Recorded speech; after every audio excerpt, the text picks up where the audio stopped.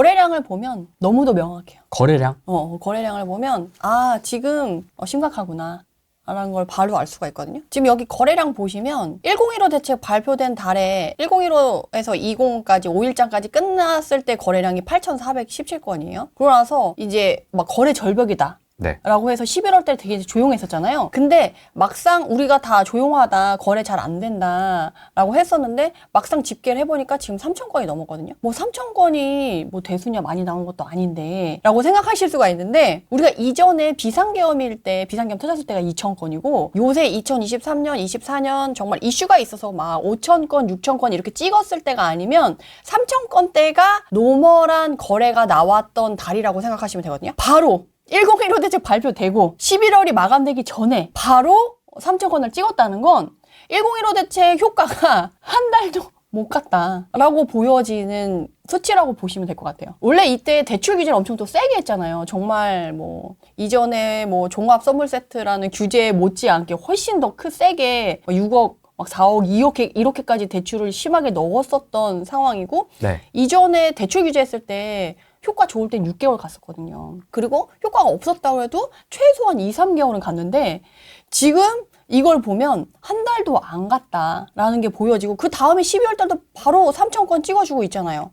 오히려 좀 더 늘었습니다. 네, 그리고 지금 집계가 다 안 된 거예요, 12월은. 그리고 11월도 2, 3개월 걸린다고 하면 1월이 막바지 됐을 때 11월이 거의 마감이 될 거예요. 그러면 효과가 정말 잠깐 진짜 반짝 뜨거 했을 때 그때 이외에는 없었다라고 보는 게 맞거든요. 그래도 한 일주일 열흘 동안은 거래량이 확 줄고 뭐 거래 절벽이고 문의도 없다 뭐 이런 분위기가 있었겠지만 근데 제가 그때도 1015 대책 발표되고 나서도 말씀을 드렸을 거예요. 현장에서는 이미 거래할 사람 다 거래했고 진짜 급한 사람 아니고서는 거래가 안 나오고 어차피 이번 시장은 실수요자 위주로 거래가 되고 트렌드가 가고 주도하는 자체가 실수요자이기 때문에 사실은 규제가 크게 효과를 발휘하기가 어려운 시장이다. 근데 규제를 엄청 세게 했잖아요. 근데도 이렇게 됐다는 건 진짜 이제 효과가 없다. 이러면 또 대책이 발표된다. 그래서 또 준비하고 있는 것 같기도 하고. 네, 지금 효과가 1도 없잖아. 그리고 가계부채는 더 늘었어요. 대출 규제를 더 세게 했는데 가계부채는 더 늘었어. 그러니까 다음 달에 지금 추가 대출 규제 발표한다고 어제 또 뉴스 떴거든요. 네. 보면 결국에는 가계부채가 이렇게까지 전방위적으로 대출 규제를 했는데도 안 가라앉는다. 실수요자도 때려잡자. 이제 실수요자도 이제 압박을 할 수밖에 없다. 그래서 사실 어떻게 보면 전세 부분의 대출은 약간 성역 같은 부분이었잖아요. 근데 1주택자가 전세를 사는 건 안 된다 하면서 이전에 넣었었는데 이번에는 이제 1주택자고 뭐고 아니고 무주택자들한테도 이제 전세를 DSR에 넣겠다. 다만 무주택자 모두한테 하면 욕먹을 것 같으니까 고가 전세에 한해서 DSR을 넣겠다. 고가 전세 기준이 뭐예요? 그러니까 사실 전세가 고가가 어딨고 뭐 저가가 어딨어요. 근데 10억, 7억 이렇게 얘기를 하더라고요. 예시를 할 때 7억이나 10억 정도의 전세를 사는 사람은 고가 전세를 사는 사람이래. 너는 너무 비싼 전세 살고 있어. 야, 돈 없으면 전세 왜 이렇게 비싼 거 살아? 살지 마. 약간 이렇게 되는 거예요. 그러니까 전세자금 대출에서 나가는 이 가계부채마저도 마음에 안 든다는 거지. 그래서 다음 달에 추가 대출 규제가 나올 건데 이제 무주택자임에도 불구하고 너가 고가 전세를 산다고 하면 DSR에 적용할 거야. 그러면 총량 한도가 덜 나오겠죠.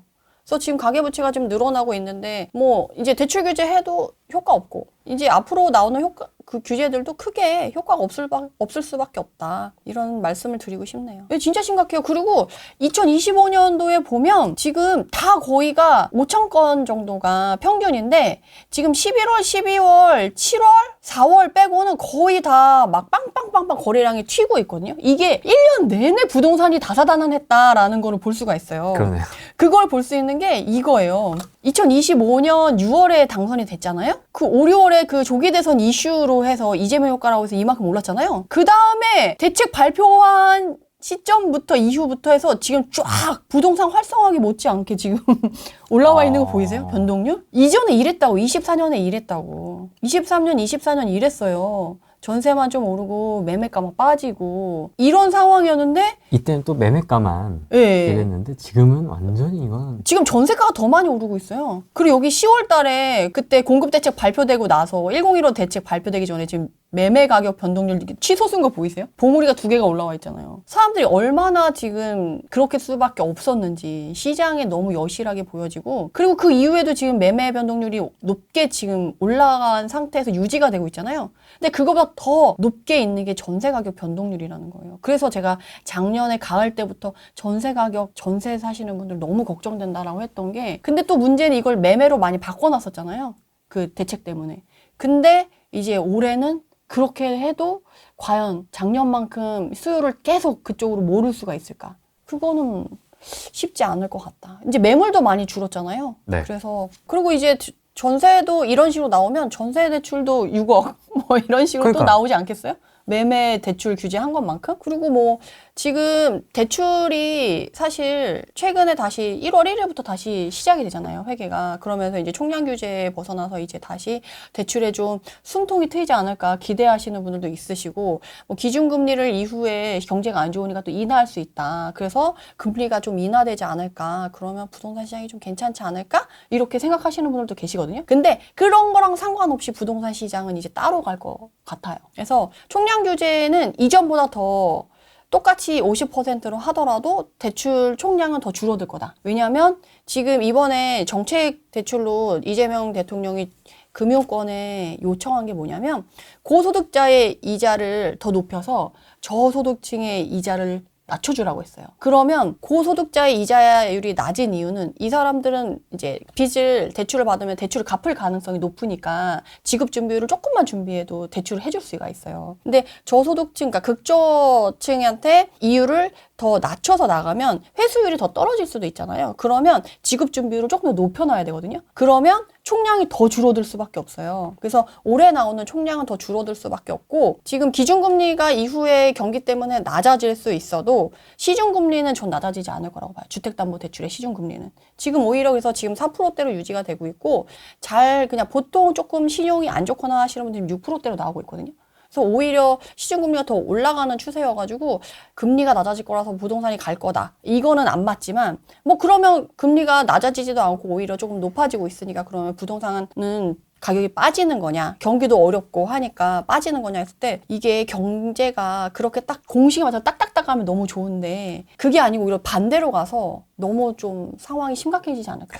경기는 어려워지는데 돈은 엄청 많이 풀리고 있는 것 같아요. 그쵸. 돈은 지금 엄청 풀리죠. 그래서 사실 돈 풀리는 것보다 저는 더 체감이 되는 게 물가가 오르는 그 체감이 훨씬 빠른 것 같아요. 국밥 한 그릇에 2만 원. 그러니까 이게 말이 될 일이에요? 그리고 요새 삼겹살 한 근에 18,000원이래요. 2만 원이래요. 한 근으로. 저희 애들이 한 근 먹거든요. 그리고 조금 커가지고 한 근 더 먹을 수도 있는데, 이러면 집에서 이러면 곤란하지? 이러면 진짜 곤란해요. 식당에 가서 사 먹는 것도 아니야. 정육점에서 내가 한 근 사다가 아이들한테 집에서 꺼주는 저녁을 해준다고 해도 4인 가족으로 하면 한 사람도 보통 한 근 정도 먹거든요. 못 먹는 사람은 한 반 근 정도 먹는데, 뭐 반 근으로 쳐도 2분이면 4만 원이거든요. 한 끼 저녁 식사에. 그럼 삼겹살 하나만 넣어도 막 4만 원, 5만 원, 뭐 야채도 먹어야 되잖아. 이게 감당이 되겠어요? 물가가 전 2배가 됐다라는 생각이 들어서 지금 장난 아니다. 진짜 심각하다. 이런 생각이 들더라고요. 집에서 삼겹살을 드시는군요.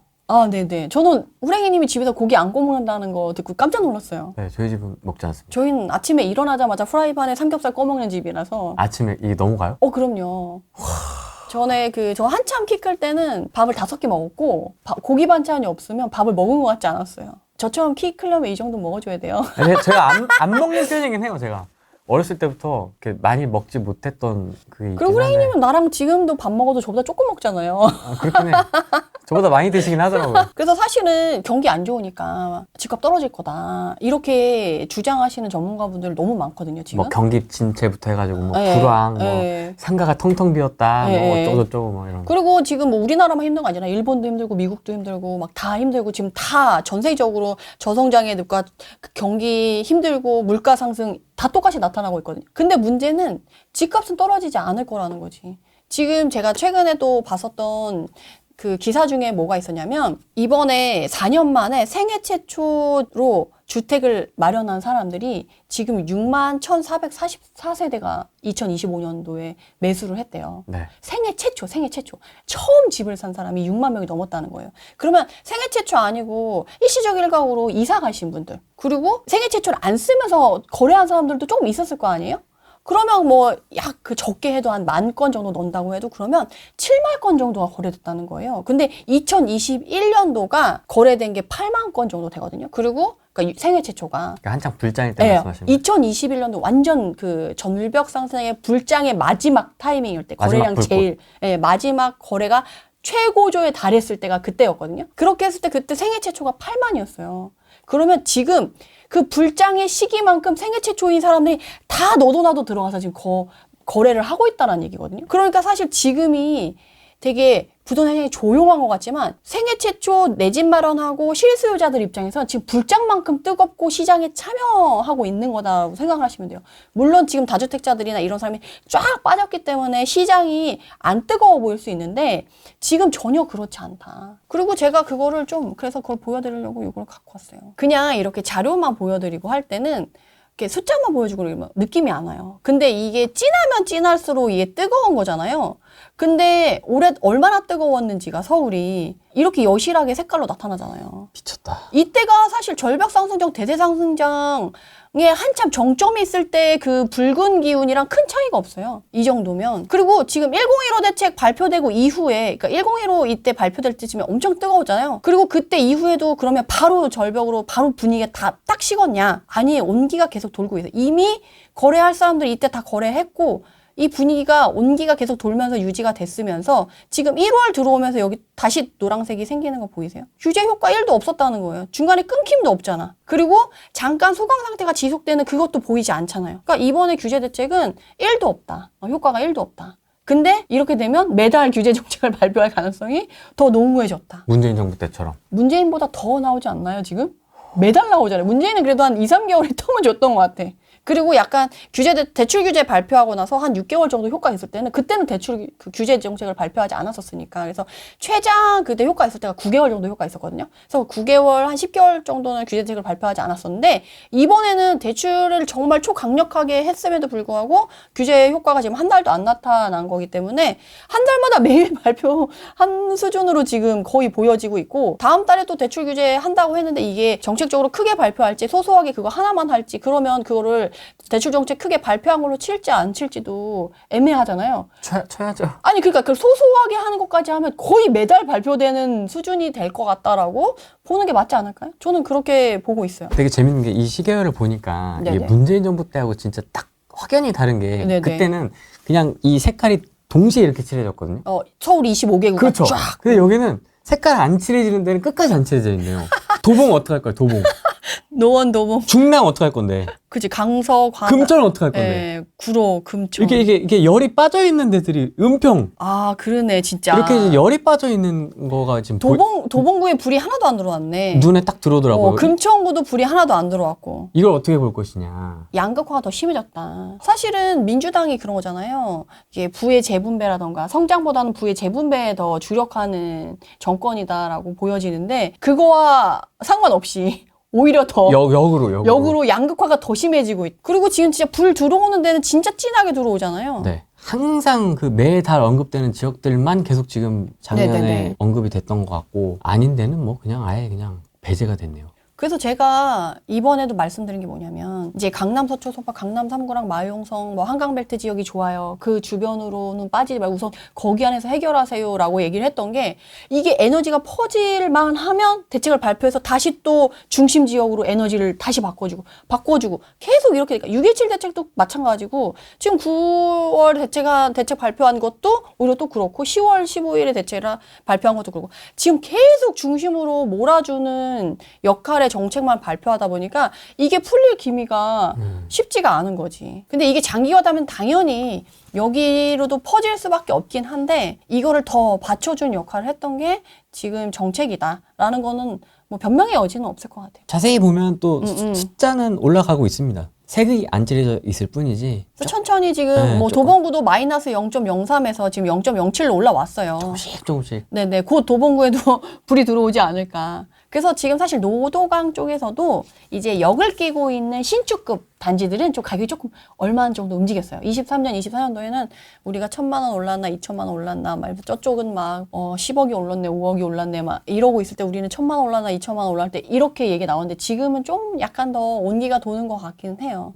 그래서 외곽 지역의 대장 구역, 대장 아파트까지는 좀 보셔도 될 만한 시기가 아닌가 싶어요. 그래서 이게 이렇게 빨갛게 나올 때 들어간다고 하면 이미 가격이 너무 높아져 있어서 이럴 때 오히려 이렇게 불이 안 들어왔던 지역들의 대장 지역을 가서 싸게. 금천 사요? 금천에 대장만 이런 식으로. 도봉 사요? 도봉도 대장만. 근데 물이 늦게 들어갈 뿐이지. 근데 이번엔 유독 더 늦게 들어갔지. 지금 23년, 24년, 25년, 3년 지났는데 3년 동안 물이 안 들어가게 계속 그런 상황이 되고. 근데 사실 23년, 24년은 에너지가 그렇게 크진 않았어. 25년은 갈 법했는데 지금 정책들이 발표되면서 다시 이렇게 몰려서 못 가는 부분이 있어서 이제는 뭐 노도강이나 이런데 대장 아파트까지는 좀 보셔도 되지 않나. 물론 이제 상계나 뭐 이런데 재건축이 빨리 된다, 뭐 그게 확 좋아진다 이런 건 아니지만 재건축에 상관없이도 이제 입지가 좋기 때문에 거기서 이제 출퇴근하시는 분들 뭐 이런 분들한테는 선호도가 갈 수밖에 없죠. 그래서 그런 거 위주로 보셔야 된다. 그래서 이제 그 다음에 우리가 고민할 건 사실은 전세거든요. 매매보다 전세 보니까 조용한 것 같죠. 그래도 매매보단 전세가 낫다. 약간 이런 생각이 들잖아요. 근데 지금 여기 밑에 1월 5일 마지막 주에 보이세요? 불 들어왔어. 쪼로록 불이 띵. 쪼로록 불이 샥 들어온 게 보이세요? 근데 전세도 지금 매매랑 비슷하게 계속 빨간불이 들어오는 데만 계속 들어오는 거 알아요? 매매랑 똑같아요, 분위기가. 매매가가 많이 올라가는 지역이 전세가도 많이 올라가고 있어요. 근데 지금 전세는 그러다 보니까 더 좋은 데만 올라갔었는데 지금은 쪼로록 퍼지면서 전세가가 이제 움직이려고 하는 들썩들썩하는 분위기가 지금 만들어지고 있다. 이런 게 보여지고 있는 거죠. 지금 매매 가격도 네. 이전에는 송파, 성동, 분당, 강남, 과천, 광진, 강동, 서초, 양천, 마포 어때요? 한강벨트 지역. 누가 들어도 이 지역은 아는 지역만 지금 상승률 상위권에 들어와 있잖아요. 네. 근데 지금 요번 주에 들어와서는 용인, 수지구, 광명, 성남, 수정구, 관악구. 관악? 예, 중원구, 성북구 이런 이전에는 전혀 한강벨트 지역에서만 이름을 올렸던 애들만 상위권에 있었는데 지금은 관악이나 이런 지역들이 뜨기 시작했어요. 그러니까 이제는 더 이상 못 버텨. 3년은 버텼는데 여기만 중심만 볼 수 없어라고 하면 이제 좀 퍼지는 분위기가 좀 나타날 거긴 하다. 그래서 26년에는 이제는 서울은 특히 공급 부족이기 때문에 이제는 어쩔 수 없어요. 서울 전역이 뜨거울 수밖에 없는 시즌이고 이제 우리도 가격이 좀 갈긴 갈 거다. 그렇지만 그렇다고 거기가 주도적으로 가지는 않겠지만 퍼지긴 퍼질 거다. 그래서 전세도 마찬가지로 하남, 강동, 수정, 구리, 과천 어때요? 이런 지역만 좀 많이 들어있고 지방에서도 뭐 울산, 동래구, 동구, 안양, 동항구 이런 게만 들어있었는데 여기서는 이제 양산, 동구, 수지구, 수영구 이렇게 좀 나왔죠. 그래서 조금 더 지역이 다채로워졌다. 그러니까요. 전세도 그렇고 매매도 그렇고. 그래서 여러분들이 이제는 계속 보는 데만 보실 게 아니라 이제 내가 관심 있는 지역, 내 자산에 맞는 지역을 이제 여기도 꿈틀꿈틀해서 가격이 간다라고 하면 좀 유심히 볼 필요가 있는 거죠. 이전에는 비싼 데만 가니까 우리 움직이지도 않으니까 미리 굳이 살 필요 없어 이렇게 됐다라고 하면 이제는 26년도에는 움직일 가능성이 있으니까 미리미리 좀 챙겨보시고 하셔야지 그나마 좀 되지 않을까? 지난번에 사실 25년도 하면 메디테라님이 주구장창 얘기했던 광명도 떠오르고요. 그쵸, 뭐 연말에 그쵸. 얘기하셨던 미미삼도 있고 뭐 네네네. 여러 가지를 얘기를 해주셨는데 그럼 이제 올해의 어떤 트렌드? 좀 주목해야 될 지역은 어디라고 보세요? 근데 작년에 제가 말씀드렸던 지역이 올해에도 유효하긴 해요. 왜냐면 광명이 만세대로 지금 2025년 동안 계속 눌려 있었어요. 근데 26년이라고 딱 1월 1일 해가 딱 바뀌었다고 걔가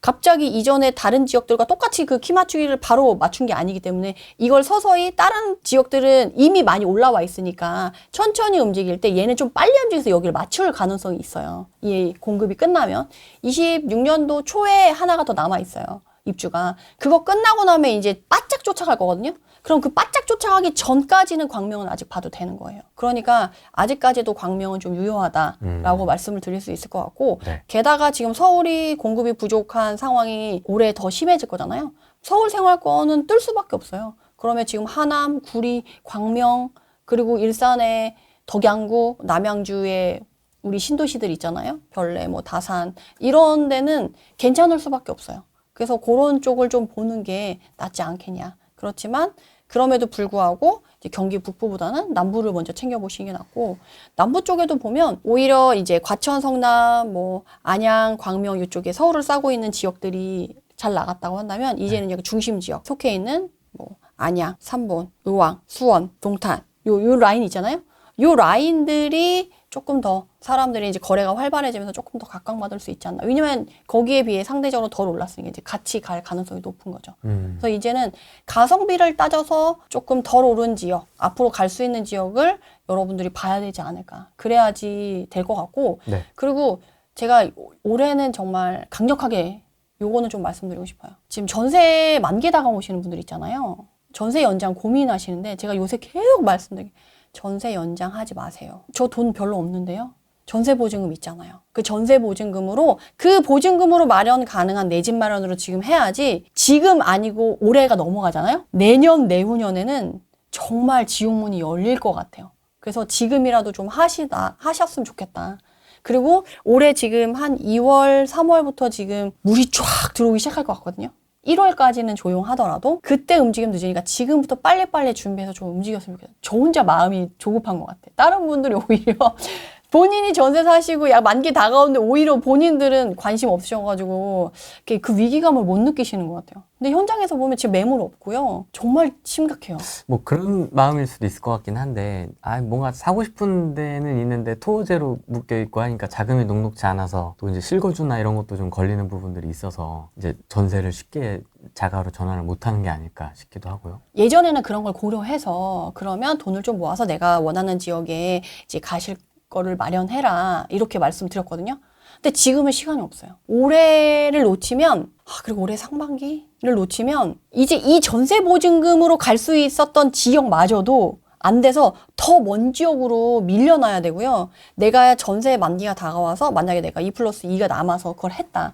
다음에는 내가 생각했던 것 이상의 2단계 아래의 먼 지역으로 가야 될 수도 있어요. 정말 이거는 생활권이 확 바뀌는 거고, 정말 생활에 큰 타격이 오는 거잖아요. 저는 생활권이 바뀌는 건 정말 그 사람의 그게 아예 크게 생활이 바뀌는 거라고 생각하거든요.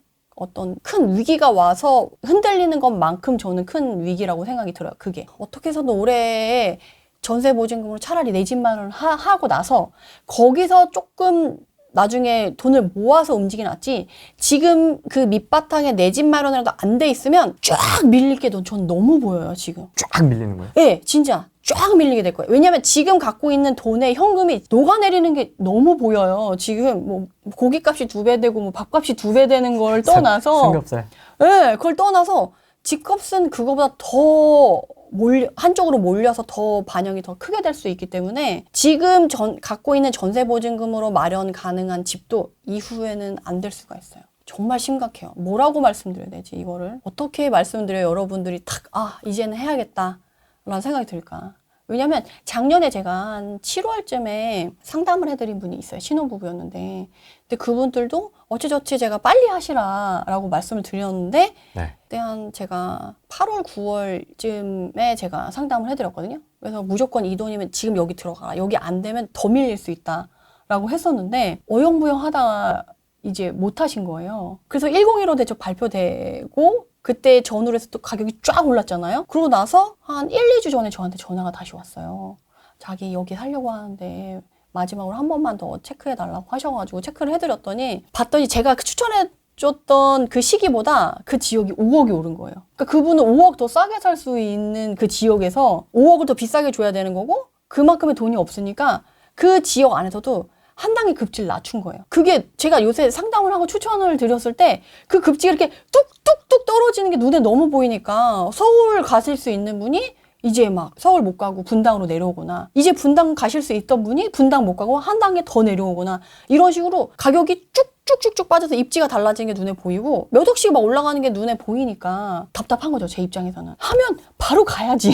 바로 가야지. 근데 왜 시간을 버려서 몇 억을 이렇게 또 공중에 날리고, 지금 한 6개월 사이에 그럼 그분은 5억이 녹은 거예요. 이걸 여러분들이 지금 겪고 있는 거라니까요. 여러분이 지금 갖고 있는 전세 보증을 갈 수 있는 그 지역 안에서 여러분들이 가격이 이만큼 올랐다? 그럼 그만큼 내가 현금이 녹았다라고 생각하시면 되거든요. 그래서 그거를 좀 경각심을 가져야 되지 않을까. 제가 원래 세게 얘기하는 거 별로 안 좋아하는데 네. 지금은 진짜 좀 약간 세게 얘기해야 될 필요성이 너무 있는 시즌인 것 같아요. 제가 욕을 먹더라도. 이번에 2025년도에 최근에 자산 크기를 비교해 봤더니 기혼자와 미혼자와 자산 격차가 3배 났거든요. 기혼자랑 미혼자의 자산 격차가 3배 차이가 난 이유를 확인해 봤더니 미혼자일 경우 집이 없는 경우가 많고 결혼하면서 신혼집을 마련하는 경우가 많아가지고 집이 있냐 없냐로 자산 격차가 또 3배가 벌어졌다는 거예요.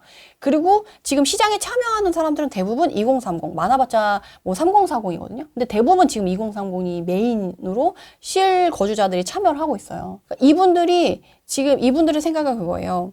내가 월급만 벌어서는 지금 너무 힘드니까 자산을 만들어야겠다는 생각이 엄청 강하세요. 그리고 그러면 그 자산을 만들려고 했을 때 물론 주식, 비트코인 지금 뭐 주식 워낙 잘 나가고 있으니까 주식에 관심을 갖지만 그럼에도 불구하고 한쪽으로만 보면 안 된다. 그리고 내 집이 있는 거랑 없는 거랑 자산 격차가 크게 벌어지는 걸 주변에서 이미 봤으니까 우리가 지금 뭐 3040, 뭐 4050은 크게 와닿지 않을 수 있는데 2030 입장에서는 요새 실거주자들이 지금 이번에 6만 생애 최초를 사면서 2030 내에서는 집을 마련한 사람들이 빈번하다는 얘기예요. 다른 세대에 비해서.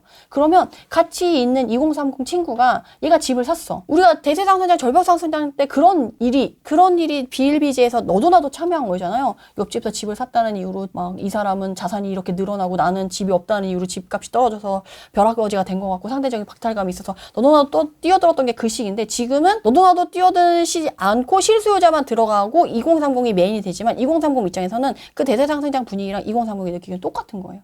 얘 집 샀어? 근데 돈을 많이 벌었어. 그러면 나도 사야지. 라고 해서 너도 나도 지금 뛰어드는 분위기가 되고 있다. 그리고 2030 그것만으로도 이미 차이가 난 걸로 느꼈으니까 더 가세할 수밖에 없고 본인이 보고 있었던 집이 막 3억이 오르고 6개월 만에 뭐 5억이 오르고 이런 걸 봤기 때문에 더 늦으면 이제는 여기는 안 될 수 있겠다. 라는 생각이 너무 피부에 와닿는 거지. 그래서 지금 아무리 대출 규제해도 지금 실수요자고 생애 최초인데 어떻게 막을 거야? 근데 이번에 추가 대출에 넣을 때 디딤돌이라던가 그 보금자리론 있잖아요. 이런 정책자금 대출도 DSR을 넣을까도 고민한다고 하더라고요. 그러니까 이제는 실수요자들까지 막을 정도로 이거를 부동산 시장을 막을 수 없다라는 반증이다라고 생각해요. 정책적으로 이미 효과가 없으니까 그렇게까지도 무리수를 둬야 될 정도로 지금 부동산 시장을 이제 하기가 힘들다라고 생각하시면 될 것 같아요. 실거주자, 무주택자까지 막을 정도면 뭐 말 다 했지. 말 다 했지. 진짜. 사실 실거주자고 실제 거주할 사람이고 생애 최초는 거주를 해야 나오는 사람이거든요. 그럼 이 사람들은 어떤 잣대를 들이대도 실거주자가 아닐 수가 없어요. 근데 이분들한테도 대출을 안 해주겠다? 이건 솔직히 좀 문제 있지 않아요? 선 넘었지. 집을 사지 마라. 선 넘었지. 그냥 집 사지 말란 얘기지. 전세 사는 사람도 이제 대출 많이 받는 거 마음에 안 들어. 고가 전세. 오늘 고가 전세라는 단어가 나왔다는 것 자체가 너무 신기하지만 그런 사람도 이제 빚내서 전세에 사는 것도 안 돼. 실거주하는 그런 걸 상관없이. 빚내는 거 안 돼. 네가 원하는데 안 돼. 너의 그냥 형편껏 살아. 현금 주고 사. 현금 주고 사. 이렇게 되는 거죠. 그리고 이번에 이렇게 되면 사실 전세 가격이 또 오르고 하면 또 3+3+3 뭐 들고 나오지 않겠어요? 그러면 시장은 더 이제 혼돈의 도가니로 가게 되고 9년 후에 내가 마주하게 된 시장은 지옥이 된다. 이미 다른 세상이 또 펼쳐질 수밖에 없는 상황이고 벌써부터 지금 임대인 위주의 매수자 위주, 매도자 우위 시장 이런 게 있잖아요. 임대인 우위, 임차인 우위 이런 시장이 있을 때 이제 임대인 우위 시장이 점점 이렇게 갈 수밖에 없는 시장으로 지금 가고 있어요. 지금 매물도 없어요. 현장에. 매매도 없고요. 전세도 없어요. 지금도 다시 경쟁이 붙더라고요. 그래서 3팀, 4팀 이렇게 모여가지고 저녁에 딱 보고 할 사람 손 이러면 이제 입금 순으로 차차작. 그렇죠. 그 또 시작됐더라고요. 네, 지금 규제 대책 발표한 지 얼마 되지도 않았잖아요. 그리고 1월 1일에 대해서 대출이 풀린 지 얼마 안 됐는데도 지금 근데 매물이 없어요. 지금 보면 서울의 구별로 지금 나오거든요. 최근 3개월간의 매물 건수를 보면 지금 이 그래프를 보시면 이게 중심선이라고 보면 중심선 밑으로 다 내려가져 있어요. 매물이 웬만한데 우리가 도봉구 아까 별로 오르지도 않았다라고 하는데도 매물이 없어요. 그러면 집을 구하러 갔는데 전셋집도 없어. 매매를 구하는데 매매집도 없어. 그럼 어때요? 당연히 가격이 오를 수밖에 없지. 그리고 이뿐만 아니라 뭐 이런 전체적으로 25개국 내에서도 전체적으로 지금 다 매물이 평균가보다 다 매물 감소가 다 되어 있잖아요. 이 빨간 선 위에 있는 데가 없어요. 근데 제가 경기도도 봤거든요. 경기도도 마찬가지로 지금 시별로 구별로 나왔을 때 매물이 밑에 내려와 있어요. 평균가보다. 이렇게 위에 솟아있는 애가 없잖아요. 위에 솟았다가 지금 다 내려와 있는 상황이고 전세 매물도 마찬가지고 지금 서울 뭐 입주 물량 여기 뻥 뚫린 거야. 와. 너무 많이 봐서. 근데 문제는 지금 3년 동안만 없을 줄 알았는데 지금 29년, 30년도 쉽지 않을 것 같다. 아, 아직 뭐 집계가 덜 나오고 이런 건 아니에요? 제가 그래서 봤어요. 있구나. 네, 준공이 제일 빠른 거잖아요. 입주 물량에 가장 가까운. 그리고 이제 분양을 해서 이제 이 분양이 잘 진행이 돼서 공사가 잘 되면 이제 준공이 되는 거잖아요. 준공 전에 분양이고 분양 전에 착공이 돼야 되고 착공 전에 인허가가 많이 나와야 되잖아요. 그러면 5년 전에 인허가가 많이 나왔어야지 뭐 착공을 하고 착공을 하면서 빨리빨리 되면서 이제 중간에 착공이랑 준공 사이에 분양이 되고 이제 준공이 나와줘야 되는데 그나마 이전에 분양해서 올 애들이 그나마 유지가 된 게 요 정도인데 준공이 계속 줄고 있죠. 분양도 계속 줄고 있죠. 착공도 이번에 뭐 135만에 5년 동안 뭐 착공 물량을 늘리겠다 하지만 착공 물량은 21년도에 비해서 지금 반토막도 안 돼 있는 상황이거든요. 더 줄어져 있어요. 24년보다 더 줄었어요. 인허가는 어때요? 인허가도 마찬가지로 지금 44만인 게 거의 반토막 수준이고 늘어나지 않았어요. 그러면 아까 본 것처럼 지금 이렇게 늘어나지 않은 상태 29년, 30년을 기대해 볼 수 있냐? 기대해 볼 수 없다는 거예요. 정상적인 숫자 자체를 아예 기대를 할 수가 없는 상황이네요. 29년, 30년에. 네. 근데 지금 이게 26년부터 지금 사실 25년도부터도 다들 걱정이 많았잖아요. 맞습니다. 근데도 불구하고 23년도, 22년도, 21년도 이때 전세가가 쫙 빠졌다가 23년, 24년, 25년에 전세가 다시 쫙 치고 올라갔잖아요. 네. 그래서 지금 전세가를 보면 지금 서울 전세가를 보면요. 2022년에 전고점이잖아요. 전세가. 지금 26년도에 전세가 어때요? 이전 전고점만큼 회복이 되어 있잖아요. 그럼 그 이후에 올라가는 건 이미 이전의 전고점을 넘어선 가격으로 올라간다는 거거든요. 근데 문제는 물량도 없어. 근데 그게 1년이 아니고 2년이 아니고 3년이 아니고 4년이 아니고 이게 5년, 6년까지 계속 갈 가능성이 높다는 거죠. 인허가 물량이 안 늘잖아요. 그리고 착공도 지금 안 늘었잖아. 그리고 지금 문제는 뭐냐면 착공을 해도 예전보다 공사 기간이 더 길어진다는 거예요. 그렇죠. 옛날에는 그래도 정말 빨리빨리 하면 3년 만에 어떻게 맞출 수 있었어요. 공사 기간을. 안 돼도 그러면 보통 뭐 5년은 맞출 수 있었어. 근데 지금은 착공 시작 지금 땅 삽한다고 해도 5년 안에 집이 나올 거란 보장이 없어요. 왜냐면 지금은 그 재난에 대한 그게 엄청 강화됐거든요. 그래서 이제는 인부가 누가 죽거나 뭐 다치거나 이런 인재가 막 발생이 되면 멈춰. 네, 멈춰요. 올 수도. 수도비고 그리고 그래서 그런 것 때문에 지금 인부가 2명 나가잖아요. 관리자가 3명 나간대요. 그러니까 인건비가 더 늘어되는 거고 그 관리자 3명이 나가서 하는 일이 뭐냐면 인부가 20km를 이제 공사를 할 때 뭐 시멘트를 옮긴다던가 뭐 자재를 옮긴다던가 하잖아요. 근데 이 인부 입장에서는 빨리 한 번에 갔다 올 때 많이 옮기면 그쵸. 빨리 쉴 수가 할 수 있고 있어요. 쉴 수 있고 이러니까 20km보다 조금 더 높여서 25km를 옮기고 싶어가지고 들었어요. 옆에 있는 관리자. 안 돼. 너 그러다 허리 다치고 이러면 난리 나. 내려놔. 안 돼. 무조건 20km 정량에 맞춰서 해. 그거 감시하느라고 지금 관리자가 3명 가 있는 거예요. 그러니까 속도도 느려. 인건비도 더 늘어났어. 그러니까 지금 분양을 해서, 그러니까 착공을 해서 분양을 하고 이제 준공까지 가기까지가 시간이 너무 오래 걸리고 인건비도 많이 들어서 공사비 더 올라가고 해서 쉽지 않을 거다. 그리고 이렇게 되면 분양가가 엄청 높아질 수밖에 없거든요. 뭐 LH에서 주도적으로 한다고 해도 이미 원래 지금 뭐 공사비가 지금 700, 800 비싼 데는 1000 뭐 이렇게 간다고 하는데 지금 뭐 600이었을 때 이 공사비를 800으로 만들어 놓고 LH가 그거보다는 좀 싸게 공사비를 700으로 해준다고 해도 사실 600보다는 비싸진 거잖아요. 그러니까 이런 게 계속 이런 식으로 계속 갈 수가 있어가지고 이전에 그냥 민간이 잘 했을 때보다 LH가 지원해줬을 때 시세가 훨씬 높아질 수밖에 없는 상황이라서 그래서 제가 지금 전세 만기 다가오시면서 연장 절대 하지 말고 전세 보증금으로도 내 집 마련 해야 된다. 분양을 기다리기에는 지금 이미 넘사벽이 될 가능성이 높다. 이렇게 말씀드릴 수밖에 없는 게 이런 상황이에요. 그리고 서울은 이미 회복장을 거쳤어요. 회복장을 매매가. 지났기 때문에 이거 매매. 이미 대세 상승장이 도입했다라고 보시면 돼요. 완전한 상승장.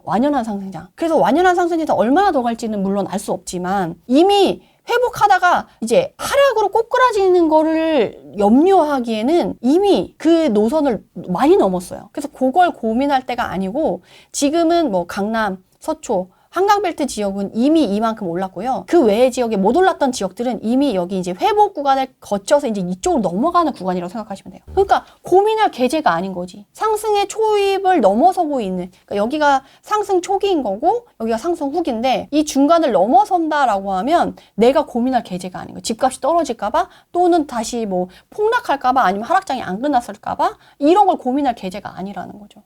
상승에 대한 거는 좀 거의 입장이 다 정리되지 않았을까요, 이제? 뭐 하락한다는 사람들은 거의 이제 좀 목소리가 많이 작아져서 이제 뭘 어떻게 살 거냐의 문제 쪽으로 좀 많이 가는 느낌? 아니 그래도 요새 뭐 워낙에 하락으로 활동하셨던 분들은 아직도 계속? 내년 경기가 안 좋다. 아, 지금도? 네, 지금도 폭락 얘기를 엄청 하시던데요. 그래서 아직도 약간 그러신 게 있는 것 같아서 걱정이라서 좀 말씀을 드렸고, 그래서 그럼 그 다음에 이제 어떻게 매입을 해야 되냐. 하우. 네, 하우의 문제는 이런 거죠. 이제 거래량 순위를 보면 지금 서울에서 서울 전체 25년 1월 10월 1015 대책 발표 이후에 누가 거래됐나를 보면 네. 이전에 우리 25년 상반기만 해도 다 뭐 엘리트라던가 뭐 그런 사람들이 너도 나도 알고 있는 비싼 주택들만 거래가 많이 됐었잖아요. 상위권 10위를 차지하고 있었는데 이제는 목세나가 어떤 단지예요? 가성비의 끝판왕으로 불리는 단지잖아요. 그게 지금 1위를 차지하고 있다는 거예요. 그리고 나서 잠레아 가고 나서 이제 파크리오 당연히 뜰 수밖에 없고, 아까 관악구 떴었잖아요. 관악 드림타운이 거래량이 늘었어요. 이런 식으로. 그리고 뭐 헬리오시티, 그리고 뭐 문정시형, 그리고 잠실주공 5단지, 리센츠, 한신한진 이런 식으로 지금 좀 퍼져나가고 있다. 지금 강북구까지 떴잖아요. 강북구의 SK 북한산시티가 지금 9위로 34건이 떴잖아요. 그다음 미미삼. 제가 얼마 전에 이제 서울의 마지막이다라고 했던 단지들이 많이 떠 있네요. 문정시형에서 미미삼. 지금 이렇게 가성비가 나오는 단지들이 지금 이 시기를 딱 지나면 그 가격대를 넘어서면 이제 살 수 없는 단지가 될 수 있기 때문에 진짜 막바지 진짜 골든 타이밍이다. 진짜 째깍째깍 시기가 가고 있다. 째깍째깍. 예, 진짜 저는 그 시계 소리가 귀에서 들리는 것 같아. 진짜. 왜냐면 다음날 가보면 그 물건이 없고 가격이 올라가 있고 막 이런 게 많으니까. 근데 예전에 매물이 많았을 때는 그 속도가 엄청 느렸어요. 그래도 왜냐면 매물이 10개 나와 있으면 그 매물이 10개가 소진될 때까지는 시간이 있으니까. 근데 지금 물건이 한두 개밖에 없으니까 한 개 거래되면 그 다음 바로 반영이 돼서 나오는 거예요. 그러니까 정말 미치고 팔짝 뛸 일이지. 집을 살려고 하시는 분들 입장에서는. 근데 이거는 이제 과거 이력이고 10월부터 1월까지 거래된 단지인 거고, 이제 내 입장에서 하우투를 어떻게 찾아 나가야 되느냐. 이게 지금 트렌드라는 거예요. 그러니까 이전에는 핵심 지역에 그런 지역들만 갔다고 하면 이제 가성비를 찾아가는, 관악 드림타운이 사실 최고의 단지는 아니잖아요. 물론 그렇죠. 관악 드림타운을 욕하는 건 아니지만 관악 드림타운에 똑같은 가격대에 들어갈 수 있는 단지들이 꽤 있을 텐데 왜 관악 드림타운에 45건의 거래량이 나왔냐라고 하면 가성비가 나오고, 게다가 이제 서울에서 가려고 했을 때 입지가 괜찮다라는 거죠. 이게 성북구 동작구 밑으로 있어서 이제 7호선 라인을 타고 지나가는데 거기 역세권의 단지는 아니지만 조금 내려오면 바로 있는 단지잖아요. 그러니까 이제는 역세권의 좋은 단지 아니더라도 그 옆에서 조금 더 가까이 갈 수 있지만 그 조금 옆으로 입지가 이동했다라는 얘기거든요.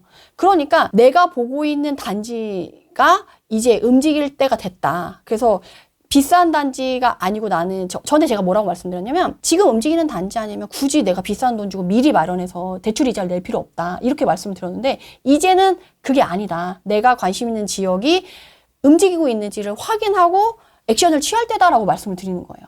그래서 지금 말씀드린 이런 가성비 나오는 목세나 관악 드림타운, SK 북한산시티 이런 단지들의 특징이 뭐냐면 네. 완전 역세권은 아니지만 도보로 10분 이내에 걸어갈 수 있다거나 아니면 버스를 타고 마을버스를 타고 이동을 하고 역으로 갈 수 있는 대단지이면서 중심축인 나름의 선호도가 있는 지역까지 이제 에너지가 퍼져서 거래량이 되고 가격이 올라갈 타이밍이 왔다라는 거예요. 그래서 이제 내가 돈이 별로 없어도 전세 보증금 가지고 이렇게 들어갈 수 있는 단지들이기 때문에 이제는 그런 분들로 들어가야 된다라는 거죠. 그래서 결국에는 제가 계속 요번에 7일 챌린지 했을 때 그 방법을 알려드렸어요. 제가 그때 연말에 이벤트로 했었잖아요. 내가 갖고 있는 자금으로 어딜 갈 수 있는지 찾을 수 있는 빅데이터 돌려서 확인할 수 있는 방법을 7일 챌린지를 통해서 확인을 시켜드렸고, 그 단지가 지금 매물이 안 나와 있고 가격이 올라간다 그러면 지금 액션을 취할 시기라는 거예요. 가서 알아보고 이제 매매를 심각하게 고민해서 매수를 해야 되는 시기라고 대놓고 말씀을 드리는 거예요. 그래서 방법도 알려드렸잖아요. 여기서 더 뭘 알려드려야 되지? 그러니까 결국에는 결심이 안 서서 그래요. 집값이 내가 사고 집값이 떨어지는 게 아닐까? 경기가 이렇게 어려운데 집값이 가는 게 말이 돼? 이 본인의 공식대로 생각하시면 안 되고, 경기가 어려울수록 양극화가 심해질 거기 때문에, 그리고 경기가 어렵고 물가는 오르는데 시중에 돈은 풀리고 집값은 오르고, 이게 다 따로따로 이렇게 되면서 결국엔 이게 뭉쳐서 양극화가 더 심해지는 걸로 갈 수밖에 없는 결론이 나와 있기 때문에 그거에 맞춰서 그냥 움직이셔야 될 것 같아요. 근데 진짜 이런 상황이면 뭐 전월세 매매가 이거 잡을 수 있겠습니까? 정부에서? 못 잡아요. 전혀 못할 것 같은데. 그래서 제가 이번에 또 생각이 든 게 방법이 없다. 방법이 1도 없어요. 아무리 생각을 해봐도. 그러면 방법이 없잖아요. 그러면 정부에서는 어떤 일을 하냐? 또 희생양을 찾아야 돼요. 얘 때문에 그렇다. 뭐 때문에 그렇다. 해결은 안 되고 책임 전가. 약간 또 프레임이 또 들어가는 거지. 문재인 정부 때도 그랬잖아요. 집값이 안 잡혔잖아, 결국에는. 아, 환율 서학개미 하듯이. 약간 그런 느낌. 그러니까 그런 식으로도 갈 수밖에 없는 거예요. 근데 더 심각한 건 뭐냐면, 서울 가격도 올랐잖아요. 근데 이거 전세 거래량이에요. 전세 거래량 및 전세 가격 지수 변동률이에요. 가격 지수가 계속 지금 0 이상으로 올라가고 있고, 지금 고개를 치켜드는 상태로 24년 11월 이후에 계속 올라가고 있죠. 네. 가격 지수가. 네. 그리고 월세는 기둥이야, 기둥. 우리가 사실 45도 정도만 돼도 절벽 상승량 이렇게 얘기하거든요. 이건 90도 아니에요? 90도? 쑥구쳐 올라갔어. 이거는 진짜 한 75도 되는 거 아니야? 그래서 지금 사실은 반전세로 많이 바뀌고 월세로 해서 월세 비중이 많이 늘었어요. 근데 지금 월세가 이렇게 된다고? 이거 주거 비용 어떻게 할 거야? 그러니까요. 지금 그래서 월세가 지금 아파트 사시는 분들 100만 원대 사셨던 분들 지금 300만 원대로 다 올라갔어요. 빌라는 50만 원, 70만 원 하셨던 분들 지금 다 100만 원 넘어갔거든요. 원룸이 100만 원이에요, 원룸. 아니 그러니까 지금 월세가 2배가 됐다는 얘기예요. 어떻게 살으라는 거야. 월세가 2배가 되고 고깃값도 2배가 됐어. 그러면 주거 비용으로 반 털려 나가고 월급에서, 그리고 먹거리로 반 털려 나갔어. 어떻게 살으라는 얘기야. 답을 어떻게 찾아갈지 진짜 너무 걱정이 되고. 네. 지금 거래량을 보면 22년도에 서울이 12,000건이었어요. 이때가 그 자이언트 스텝 밟고 거래량이 정말 쪼그라들어서 거주 이전의 자유가 위협받았다고 한 때가 12,000이었거든요. 네. 그러고 나서 이제 24년부터 회복을 하기 시작했잖아요. 그렇죠. 그랬을 때 이제 36,000건이에요. 그러면서 24년 됐을 때 5만 건이 넘었거든요. 5만 8천? 보통 1년에 5만 건이 평균이라고 했을 때 5만 8천이면 평균값보다 약간 높게 나왔다라는 건데, 지금 25년도 보이세요? 와. 8만 3천. 이게 지금 부동산이 활성화된 상황이 아닌 건가요? 심상치 않다고요, 여러분. 심상치 않다고. 지금 8만 건 거래되는데 생애 최초 주택이 6만 건이라니까? 실수요자 6만이 지금 생애 처음으로 주택을 구입하는 2030이 6만 건을 샀다니까? 지금 이 상황이 지금 이게 여러분들이 알고 있는 그냥 그런 상황이 아니라는 거예요. 숫자로 보니까 너무 명확하지 않아요? 22년에 12,000인데 지금 8만이라는 거예요. 아니, 뭐 22년은 그렇다 치고. 그 23년이랑 비교해도 지금 2배가 넘어요. 거의 24년도. 3배의 유가, 조금 더 있으면 2배? 지금 25년도가 그냥 일반적인 부동산 시장이 그냥 간 해라고 생각하시면 안 된다는 거예요. 26년도에는 거래량이 이만큼 안 나올 수 있어요. 왜냐면 매물이 없으니까. 근데 가격은 이거보다 훨씬 더 가파르게 올라갈 가능성이 높다는 거죠. 심각성을 아시겠어요? 그리고 지금 봐보세요. 매매, 전세, 월세 거래량이, 매매가 지금 8만 건이 나왔는데 그런데도 24%야. 전세가 42%, 월세가 33%예요. 지금 월세랑 전세랑 거의 비중이 많이 올라왔어요. 옛날에는 월세가 전세가 정말 압도적이고 월세가 낮았거든요. 52. 지금 이제 52, 46, 42. 전세 비중이 점점점 떨어지고 있는 게 보이잖아요. 진짜 심각하다. 심각하다. 진짜 심각하다. 근데 월세 비중이 늘었는데 아까 월세 봤죠? 2배. 2배 쫙 올라가는 거. 거주 비용이 엄청 올라갈 거예요. 삶의 질이 너무 떨어질 거야. 이거 어떻게 막을 거냐는 거지. 왜 이렇게 됐죠, 우리나라? 말 안 해도 아실 거라 믿습니다. 제가 이렇게 이번에 세게 얘기하는 이유를 알겠죠? 이 자료를 준비하면서 이 현장에서 체감을 느끼면서 저도 너무 이게 제가 가슴이 두근거리는 게 너무 걱정이 돼서. 근데 실제 현장도 많이 가시잖아요, 최근에도. 네네네. 현장 분위기도 데이터하고 좀 맞습니까? 어떻습니까?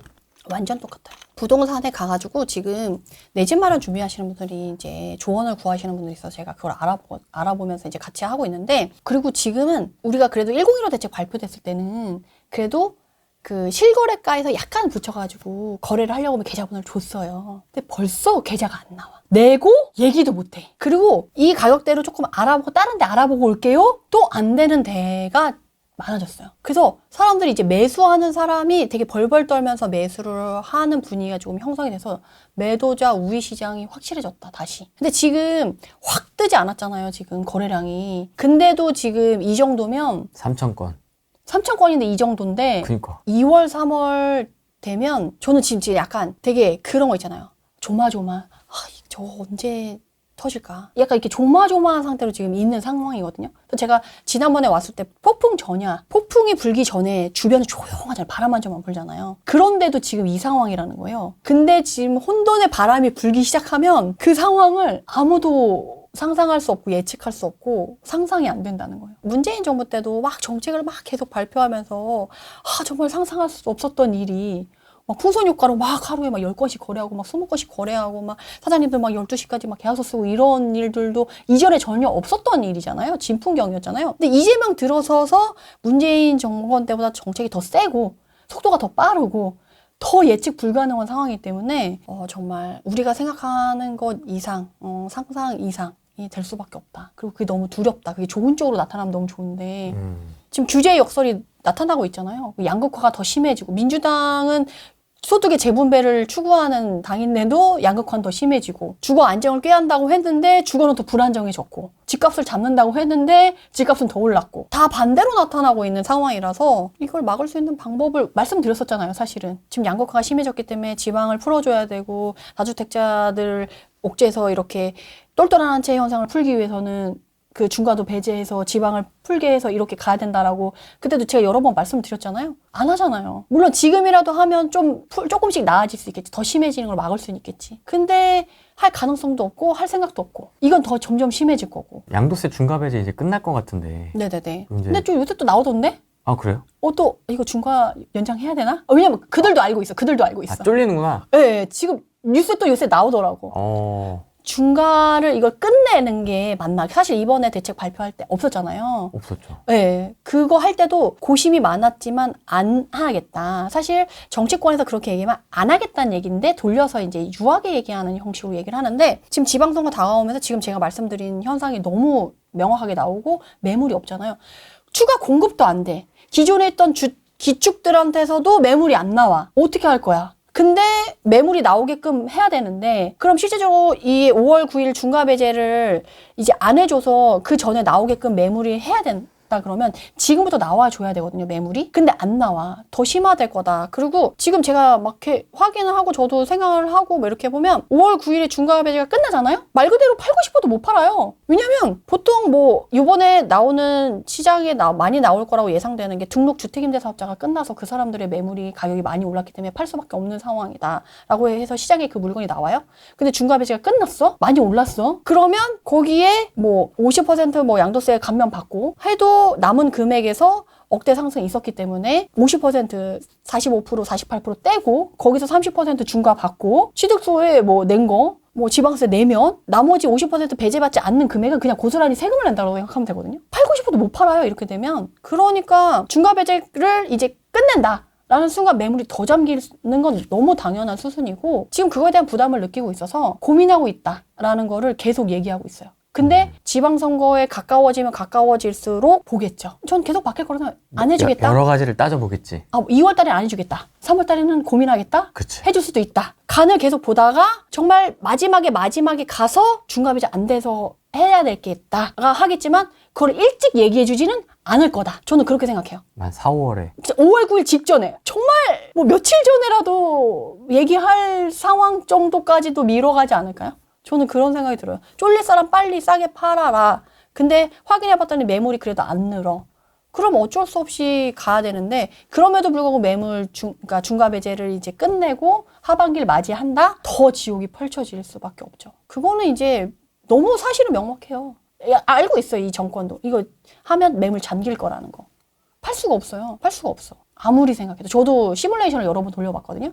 저도 등록주택임대 사업자가 끝나는 게 오래 많아서 시뮬레이션을 아무리 돌려봐도 방법이 없어. 그걸 이제 알고 있지. 힘들어요. 그리고 지금 시장이 제가 한 3중첩 얘기하지 않았어요? 답이 없어. 결국에는 시장의 여론을 잠재우기 위해 희생양을 하나 잡아서 갈 거고 답은 없다. 그 희생양 뭘로 잡을까요? 그거는 이제 봐야죠. 또 누굴 잡냐. 그때 문재인 정부 때는 다주택자들이 많이 시장에 들어오고 뭐 부동산 강사들이 엄청 활발하게 활동을 해서 뭐 프레임을 씌워가지고 다주택 잡고 스타 강사 때려잡고 법인 때려잡고 그러면서 프레임을 씌워서 이 사람들 때문에 집값이 오른 거다라고 해서 했었는데 이번에는 누굴 프레임으로 가져가야 돼? 실수요자 프레임으로 가져갈 수는 없잖아요. 고가 전세 사는 사람을 프레임으로 가져갈 수는 없잖아. 그래서 누구를 희생양으로 가져갈지는 모르겠네. 그거는 좀 봐야 될 것 같아요. 지방선거 끝나면 이제 눈치 볼 일 없지. 그게 양도세 중과 배제도 5월 9일이니까 이렇게 고심하는 거지. 이게 지방선거 끝나고 7월이나 8월 뭐 9월 이때 고민 1도 안 할걸요? 고민 1도 안 해. 이 지방선거 전이니까 고민하는 거지. 지금 뭐 골든 타이밍이다. 1월, 2월, 3월 넘어가면 봄이사철 시작되면 진짜 답 없을 것 같아요. 봄이사철 전인데도 지금 매물이 없는데 봄이사철 돼서 이제 본격화되면 진짜 답이 없다. 지금 제가 매물을 내놓지 않았거든요. 근데도 전화를 많이 받고 있어요. 내놓으라고요? 네. 그리고 전세 만기 다가오지 않아요? 전세 혹시 연장하실 건가요? 요새 사장님들이 거래를 열심히 하기 위해서 손님을 유치하고 손님한테 설명하는 게 주 업무가 되는 게 아니라 매물이 없으니까 매물 발굴하는데 시간을 많이 쓰고 있어요. 출근하면. 전세 매물이든 매매 매물이든 매물을 발굴하려고 집을 내놓지 않았는데 혹시 집 파실 생각 없나요? 전세 혹시 이거 연장하실 건가요? 이거를 확인하는 일이 오히려 부동산 사장님들의 주 업무가 돼버렸어요. 그럴 정도로 지금 매물이 씨가 말랐다. 전세든 월세든 매매든. 여러분들이 좀 준비하셔야 될 것 같다. 1월에는 나올 수 있는 추가 대책이 뭐가 있을까요? 아까 대출 얘기를 좀 잠깐 해주셨지만은. 근데 제가 봤을 때는 또 굵직하게 뭔가를 발표하기에는 낼 게 없어요. 공급 대책도 뭐 9월에 그렇게 내놓고 나서 뭘 더 얹을 만한 게 없어요. 얹을 만한 게 없고 대출은 잔잔바리로 계속 아마 옥죄는 걸로 계속 나올 거고 세금이 있겠지. 보유세. 근데 그것도 지금 또 건드려? 네. 보유세는 당연한 거예요. 당연히 올릴 거야. 근데 다만 시기가 언제일 뿐. 그리고 3+3+3. 왜냐면 전세 매물 안 나오잖아요. 그러면 그걸 명분으로 더 빌드업을 쌓아서 가려고 하는 게 3+3+3일 거예요. 안정화를 위해서 너 2+2 했는데 이제 4년 끝나가지 불안하지? 내가 3+3+3으로 9년 살게 해줄게. 그러면 지금 2+2로 살고 있던 사람들 어때요? 4+4년이다가 지금 다시 4+3+3으로 9년이 되잖아요. 그럼 그 본인의 정권 시기는 전세에 살고 있던 사람들의 입은 막을 수 있는 거지. 근데 이제 전세를 새로 구하려고 하는 사람들이 아우성이 될 거고 추가 공급이 없고 매물이 없으니까 그 사람들의 여론을 잠재우기 위한 뭔가를 해야 되는데 그게 안 되잖아요. 그러면 이거는 집을 갖고 있거나 이런 사람들이 아직도 많다라고 하면서 그 사람들이 집을 내놔야 된다라고 하면서 보유세를 또 올리는 축으로 갈 수 있겠죠. 이게 계속 도돌이표로. 그러니까 이렇게 도네 계속. 계속 도돌이표 이거. 그 방법을 알려줬는데 그거는 안 해. 안 해. 그러니까 이게 있어. 그럼 다음 하면서 이게 테두리가 점점 커지면서 이제 점점 심각해지는 거지. 이렇게 돼서. 그럼 정권이 멸망하겠지. 나라가 멸망하는 정권. 요새 너무 걱정. 정권이 먼저 망할까? 이 나라가 먼저 망할까? 나라가 먼저 망할 것 같습니다. 사실 제가 나라가 이렇게 걱정됐던 적은 크게 별로 없었던 것 같긴 한데 내가 걱정됐었지 사실. 나라 걱정하기 전보다. 근데 이렇게 나라가 걱정되기에는 쉽지가 않아요. 그럼 1주택자와 다주택자가 있거든요. 그 두 카테고리를 한번 좀 얘기를 해주시죠. 1주택자분들은 이제 결정하셔야 될 것 같아요. 뭐를요? 그냥 지금 사시는 집에 그냥 계속 살 건지 아니면 피를 흘리고서라도 상급지로 갈아타기를 할 건지. 2025년에도 지난번에 제가 잠깐 말씀드렸는지 모르겠는데 2025년에 갈아타기 성공하신 분들은 팔이나 다리 하나는 잘라놓고 가신 분들만 갈아타기에 성공하셨기 때문에 그거는 2026년에는 더 심해질 거다. 2025년은 팔 하나 자를 수 있어서 갈 수 있었다면 26년에는 팔을 2개 잘라야 될 수도 있다.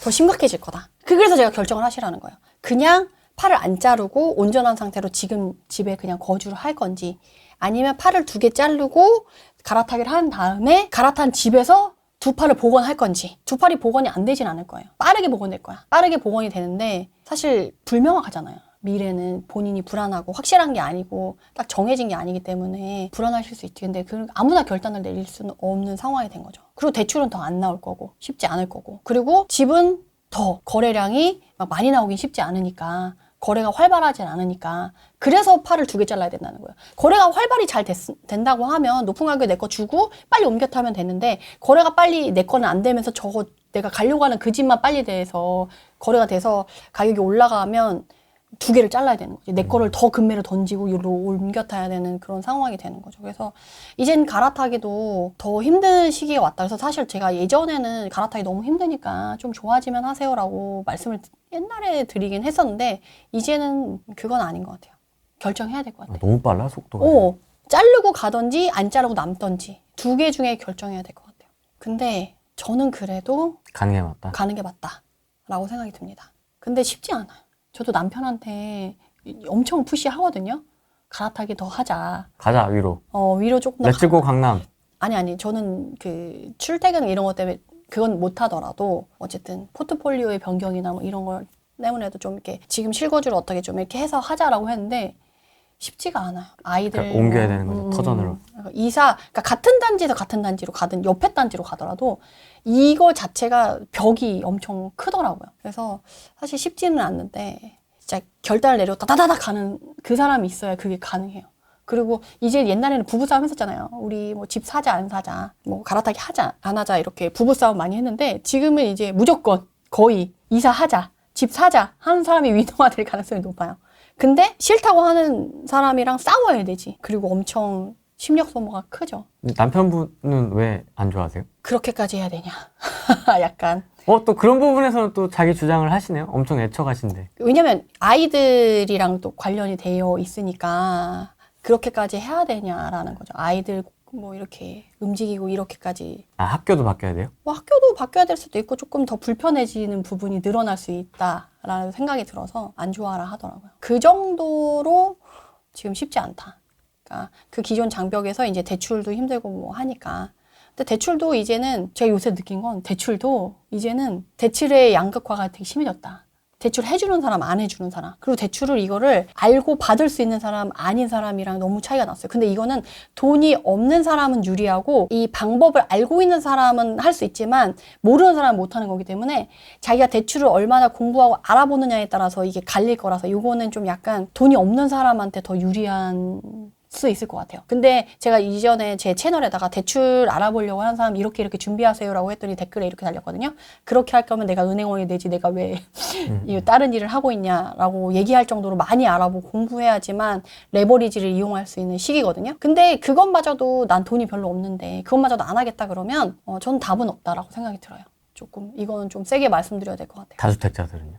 다주택자들은 다 상황이 다릅니다. 다주택자들은 결정하셔야 될 것 같아요. 세금이 힘들어질 때 이제 조금 버텨서 현금 흐름을 만들어가지고 지방 것도 가져갈 건지, 네. 아니면 지방 거를 그냥 아예 다 털어버릴 건지 고민하셔야 될 것 같아요. 이제 지방도 근데 지금 올라오는 지역들이 있거든요. 대장 아파트 올라왔고, 대장 아파트 옆에 있는 애들이 지금 올라오려고 하는 분위기가 형성된 지역들이 꽤 있어요. 지금 전세가가 조금 올라온 지역도 있고, 공급 물량 없는 데는. 그래서 지금 지방이 약간 살아나려고 하는 상황이기 때문에 여태까지 버티신 분들은 사실 지방을 다 버리고 가라라고 무조건 얘기하기는 좀 힘들어요. 그래서 이거를 전세가가 올라오고 매매가가 올라올 때까지 조금 더 기다려서 버틸 여력이 되시는 분들은 버티실 건지, 아니면 이거를 아예 현금으로 만들어가지고 이제 월세화 만들어서 갈 건지. 지금 이제 월세를 받는 사람들이 위너가 될 수 있는 시장이거든요. 월세를 내는 사람들이 워낙 늘어나고 있고 그 금액도 커지고 있기 때문에 이제는 월세를 갖고 있는 사람들이 안정적이 될 수밖에 없고, 지금은 상가나 건물 너무 힘들잖아요.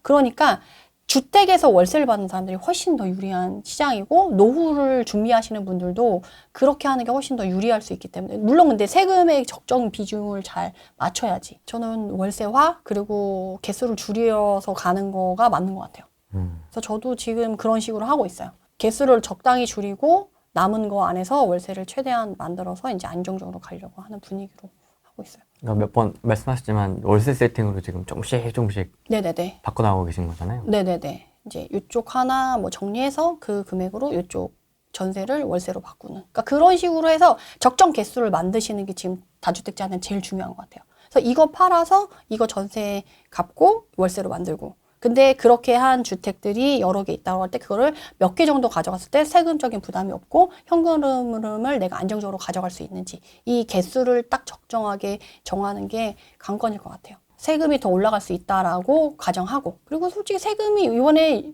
지방선거가 어떻게 될지 모르겠지만 지금 물가가 너무 올라서 사람들이 얼마나 여론을 형성할지 안 형성할지 솔직히 전 그걸 좀 보고 있거든요. 그래서 만약에 여론이 많이 안 좋아서 그러면 아마 6월 1일 전에 보유세를 안 건드리고 6월 걸 다음 해로 넘길 수도 있어요. 근데 그 이후에는 언제든지 올릴 수 있으니까 크게 이 정권에서는 걱정하지는 않을 것 같아요. 이번 한 번에 목숨 걸어서 무조건 그 전에 해야 돼 라고 생각할 것 같지는 않아요. 제가 이번에 자산 점프를 위한 부동산 포트폴리오 강의를 해드려요. 네.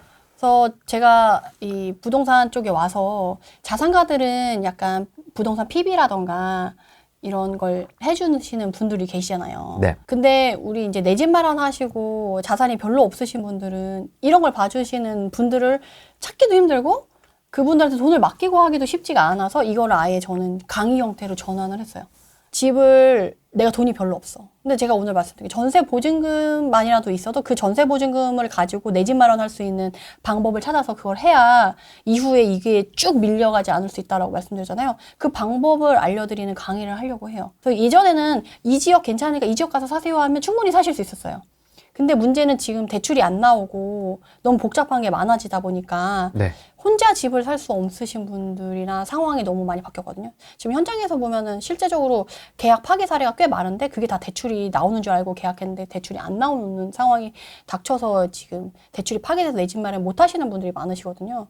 그리고 이번에 제가 아까도 말씀드렸듯이 8만 건 중에 6만 건이 지금 생애 최초로 처음 주택을 구매하시는 분들이 시장에 들어왔는데 너무 어려운 환경에 있는 거죠. 대출이라던가 세금이라던가 챙길 게 너무 많아져서 그거를 처음부터 끝까지 알려드리고 안전하게 하고, 그리고 내가 이 내 집 마련을 함과 동시에 사실 그걸 하면서 내가 집을 하나 사게 되는 거잖아요. 그러면 그 경험을 통해서 그 다음 집을 살 수 있는 지식을 갖추고 그 다음에 그 자산을 마련할 수 있는 그 지식을 알려드리려고 그걸 하고 있어요. 그리고 지금 생애 최초로 지금 내 집 마련하시는 분들 많으시잖아요.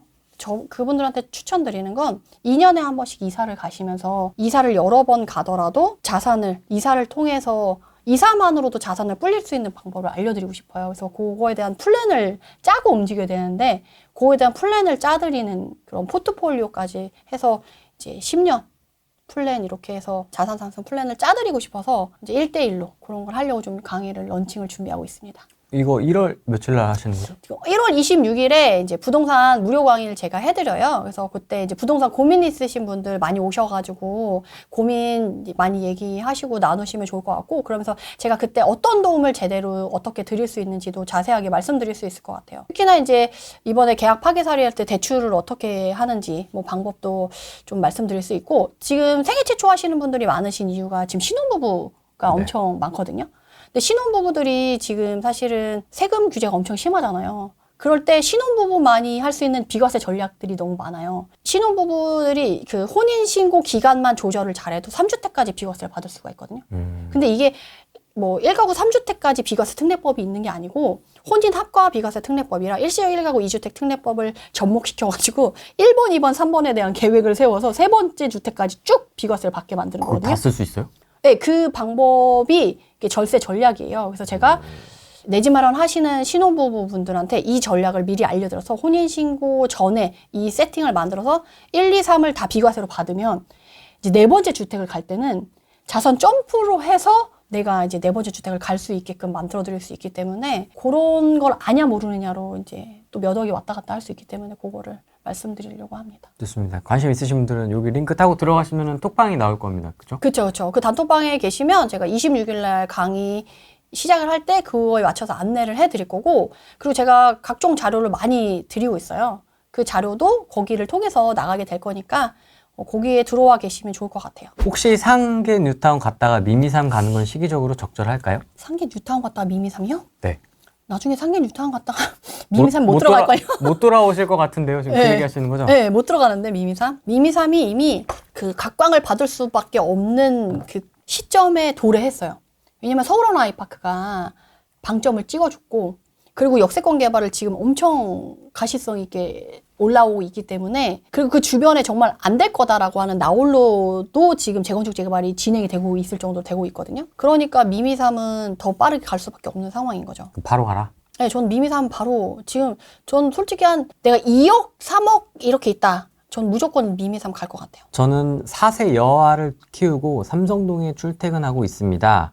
와이프는 신대방에 출퇴근하고 있고요. 15억 선에서 여아를 키울 만한 아파트 추천해 주실 수 있나요? 제가 이번에 사실 미미삼 지난번에 미미삼까지만 얘기를 들었는데 3억대로 제가 어디를 말씀드렸냐면 3억대로 지금 얼마 전에 송파구의 문정동을 말씀드렸어요. 강남 3구, 그러니까 10억 이상으로 집을 알아본다 그러면 아직까지 그래도 강남 3구까지는 들어갈 수가 있거든요. 그래서 저는 그래도 강남 3구로 가는 게 맞다. 그래서 제가 이번에 또 영상을 올린 게 뭐였냐면 하남 그 가밀지구 있잖아요. 지도로 말씀드릴까요? 패밀리타운 여기 밑에까지만 막 물이 가고 여기 있는 재건축 아파트들까지만 가서 사람들이 되게 속상해했었거든요. 그리고 지난번에 우리 한 22년, 23년도에 뭐 거여마천 갖고 계신 분이 엄청 속상해 하셨거든요. 네. 근데 지금이 이제 문정동과 거여마천 들어갈 타이밍이에요. 왜냐하면 지금 이번에 3개 신도시 교산지구 있잖아요. 네. 그 개발 활발히 하겠다. 여기 있잖아요. 여기 공공분양 올해 뭐 얼마 하겠다 이런 게 지금 막 나오고 있거든요. 그래서 얼마 전에 여기 해가지고 로또 분양 떴었잖아요. 여기 분양 이렇게 떠 있죠. 그래서 이제 여기서부터 분양을 하면서 이렇게 내려올 거거든요. 그러면 여기 지금 3호선 연장 호재가 있어요. 교산지구 쭉 지나가가지고 가밀지구 지나가지고 3호선 연장 호재가 있는데 그 3호선 연장 호재랑 연결이 되면 같이 시너지를 받아서 여기 문정동이랑 거여마천이 뜰 수밖에 없고 거여마천 여기 개발이 되면 위례랑 연결이 됐거든요. 그러면 가밀, 거여, 위례가 연결이 되면서 여기 일대 그 송파의 마지막 그 끝에 있는 지구들도 가격대가 만만치 않게 갈 수밖에 없는 상황이 될 거거든요. 지금 제가 사실은 여기 문정시형을 말씀드렸었어요. 지금 리모델링 호재가 있거든요. 문정시형. 여기. 3억대? 3억 그러니까 생애 최초로 70% 받으면 3억대로 갈 수가 있어요. 근데 이것도 이게 마지막이에요. 왜냐면 15억 이하 6억 규제잖아요. 네. 6억 규제로 최대로 받을 수 있는 게 6억인데 9억이면 70% 했을 때 최고 받을 수 있는 게 6억이에요. 그러면 그 이상의 가격이 높아져 버리면 자기가 갖고 있는 현금이 더 많아져야 되는 거죠. 맞습니다. 그러면 내가 현금을 조금 갖고 있는 사람일수록 9억과 15억 사이에 이 갭의 안에서 현금이 없으면 못 들어가는 거예요. 9억 밑으로만 레버리지를 활용할 수 있는 상황이 되기 때문에 거기에 지금 딱 걸려 있어요. 9억대 딱 걸려 있잖아요. 물론 지금 현장에 가보면 9억대는 찾기 어렵긴 해요. 그러니까요. 그리고 아까 보셨잖아요. 문정시형 엄청 거래됐잖아요. 지금 그럴 수밖에 없어요. 그리고 지금 리모델링이든 재건축이든 재개발이든 뭔가 이런 재가 붙어있는 호재가 있다. 새 아파트로 바뀔 만한 여지가 있는 데다. 그러면 당연히 가격이 갈 수밖에 없고 신축은 말해 무엇해요. 근데 제가 요새 많이 말씀드린 게 신축은 자산 상승은 할 거예요. 가격이 오를 거야. 근데 재개발 재건축 뭐 이런 리모델링은 가격 상승이 아니라 가격 점프를 할 거기 때문에. 왜냐면 봐봐요. 메이플도 그렇고, 뭐 헬리오도 그렇고, 둔촌중공도 그렇고, 뭐 10억대 뭐 이렇게 하던 애가 20억대로 그냥 점프를 해버리잖아요. 그러니까 이제는 그런 애들 아니고서는 가성비를 찾아서 갈 내가 돈이 별로 없다. 점프를 해야 2배가 되지. 그래야지 가성비가 나오는 거잖아요. 그래서 그럴 단지들도 얼마 안 남았고, 이 가격대에 있는 좋은 입지들도 얼마 안 남았기 때문에 무조건 지금 이런 식으로 저는 가성비 나온 단지만 찾아가야 된다. 좋다 이거. 너무 좋죠. 다른 데 숫자를 보면 막 어마무시하거든요. 21억 뭐 이렇잖아요. 오. 여기 16억이야. 바로 옆에 있는 얘가 어마무시하네. 지금 리스테이트 입현한 사람 얘가 지금 벌써 3년 차거든요. 근데 얘가 16억이야. 근데 얘가 이제 재건축 리모델링 된다고 생각해봐요. 16억 밑으로 나오겠어요? 얘보다 세대수 작아도? 그렇죠. 16억 최소 17억이지. 예. 그럼 안전마진이 얼마야? 안전마진 물론 추가 분담금이 있긴 하겠지만 추가 분담금 플러스 얼마가 나올 수 있겠지. 그리고 여기가 아니고 여기 이쪽으로만 와도 여기가 20억이에요. 과밀 쪽으로 가도 그렇게 싸지 않거든. 여기도 14억, 12억 이래요. 그럼 차라리 여기가 낫지. 그렇지 않아요? 너무 명확하잖아. 그러네요. 여기 송파 시그니시 여기 20억이에요. 거여마천 쪽인데 거여마천보다 문장이 낫지. 물론 여기가 훨씬 대단지고 이제 여기를 더 가깝고 이런 점이 있어서 더 가격이 비싼 건 맞지. 그렇지만 이렇게 봤을 때 버스 타고 여기 가면 바로 여기 있잖아요. 그 나중에 또 3호선 이쪽으로 연결돼가지고 이렇게 가면 여기 더블 역세권 이쪽으로 이렇게 버스 타고 가도 되고. 그리고 여기 주변에 이제 오금이랑 이런 데도 개발되잖아요. 구치소 여기 부지 개발되고 하면 이제 송파가 사실 구멍 군데군데 개발이 안 돼가지고 약간 구멍이 있는 입지들이 있었거든요. 근데 이제 송파에 구멍의 입지가 하나도 안 남고 다 개발이 되는 거예요. 그럼 송파는 완전체가 되는 거지. 예전에는 강남 3구에 숨은 역할을 했던 데가 송파라고 제가 여러 번 말씀드리고 가격이 스펙트럼도 넓고 트렌드가 가장 빠르게 나타나고 그래서 송파를 엄청 많이 말씀드렸는데 이제 그렇게 되면 이제 송파구도 이제 넘사벽의 지역이 될 수 있고 송파구가 했던 숨은 역할을 하는 지역이 이제 강동구로 넘어가겠죠. 그 시기가 얼마 안 남았어요. 게다가 지금 이번에 송파구가 잠레아라던가 르엘 40억 찍어주면서 잠실이 명실상부하게 반포랑 이제 이쪽 강남권의 가격이랑 뒤지지 않게 간다는 걸 다시 한번 찍어줬거든요. 근데 엘리트가 사실 준신축이어서 사실 30억대에 있어가지고 좀 감흥이 없다가 얘네가 이제 40억 되고 더 분위기 타면 50억까지 오래 걸릴 것 같진 않잖아요. 누가 봐도. 그러면 잠실이 이제 50억까지 생각한다. 그 주변에 있는 이쪽은 또 가만히 안 있겠죠. 지금 부동산의 시계가 엄청 빨라지고 있다. 가격의 시계는 엄청 빨라지고 있다. 그리고 이런 식으로 제가 골든타임이라고 얘기한 게 이렇게 이 빠진 듯이 잠깐씩 가격이 이렇게 낮아져 있는 이런 단지들이 한 개씩 있잖아요. 이것도 이제 다 없어질 게 얼마 안 남았다는 거예요. 기회가. 이런 것마저 없으면 강남 상구에 어떻게 들어갈 거야? 그러면 이제 서쪽으로 이동해야 되거든요. 그럼 서쪽으로 이동할수록 이제 구로, 관악, 이제 금천 나오면서 이제 중국인도 나오고 어지럽지. 예, 그러면 이쪽으로 나오고 싶어 하지 않거든. 그렇다고 아예 서쪽으로 가자니 또 출퇴근이 불가능하고. 물론 지금 이제 중부권으로 지금 많이 넘어왔어요. 영등포 지금 좀 가는 분위기거든요. 영등포는 또 여의도랑 시너지를 보고 동작구랑 이렇게 갈 거기 때문에. 그래서 잠깐 드림타운도 이쪽 라인에 이 7호선 라인으로 이렇게 해서 있는 근처에 있는 데잖아요. 그래서 가고 있는 거거든요. 그렇기 때문에 여러분들이 지금 결단을 내려야 될 시기다.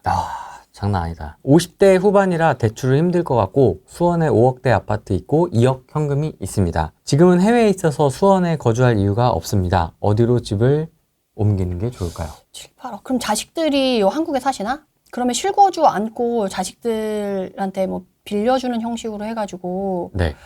7, 8억 갭으로 들어갈 수 있는 대출 받아가지고 들어가는 데를 찾아야 될 것 같아요. 제가 지금 아까 말씀드린 뭐 1억대, 2억대, 3억대 대출 받아가지고 여기 가성비 있는 걸 찾아라. 네. 그 말씀드린 단지는 제가 며칠 동안 정말 지도를 째려보고 찾은 거거든요. 그러니까 이런 분이 오면, 그러니까 제가 이게 그래서 이 자산 점프를 위한 이 부동산 포트폴리오 강의를 하는 게 이런 분들한테 이 가격에 이런 상황에 맞춤 집을 찾아드리려고 이 강의를 하는 거예요. 이분이 해외에 있어. 집은 안 필요해. 근데 내가 얼마 있어. 그럼 이 돈을 최대로 활용할 수 있는 방법이 뭘까를 제가 고민을 한 다음에 단지를 찾아서 그걸 알려드리겠다는 거예요. 자식을 활용할 수 있는지 아니면 대출이 정말 불가능한 건지. 근데 여러분들도 아시겠지만 대출 상담사의 능력에 따라 대출이 나오고 안 나오고가 차이가 큰 거 혹시 아세요? 여기서는 안 된다고 했는데 이 은행에서는 안 된다고 했는데 좋은 능력 있는 대출 상담사를 찾아가지고 가면 그게 가능한 경우도 많거든요. 그리고 이제 금융권을 어떻게 찾아보느냐에 따라서. 그래서 저는 그런 인맥도 다 있기 때문에 대출을 최대한 활용할 수 있는 방법이랑 이런 것까지 풀로 해서 약간 정말 가족처럼 케어를 해드릴 수 있을 것 같아요. 알겠습니다. 송파 아파트 보유 중인데 지금 들어가기 제일 쌉니다. 메디테라님 말이 딱 맞다고 합니다. 감사합니다. 송파에 계신 분이 지금 얘기해 주신 거니까. 송파가 엄청 들썩들썩해요. 망고쌤이 송파구 사냐고? 하나 사세요, 망고쌤님. 근데 이미 집 많아가 살 수 있겠어요? 집 많아. 송파에도 있어. 많아. 비규제 투자는 어떤가요? 구리, 인천, 뭐 동탄, 뭐 많죠? 만약에 내가 돈이 어중간해서 규제 지역에 실거주까지 하면 오히려 더 안 좋다 그러면 지금 규제 지역 안에서 괜찮은 지역들 제가 사실 101호 대책 발표되고 괜찮다고 했던 몇 단지를 찍어줬었잖아요. 그 단지들도 저는 아직까지도 괜찮다고 보거든요. 그래서 그런 주변으로 비규제도 괜찮다고 봐요.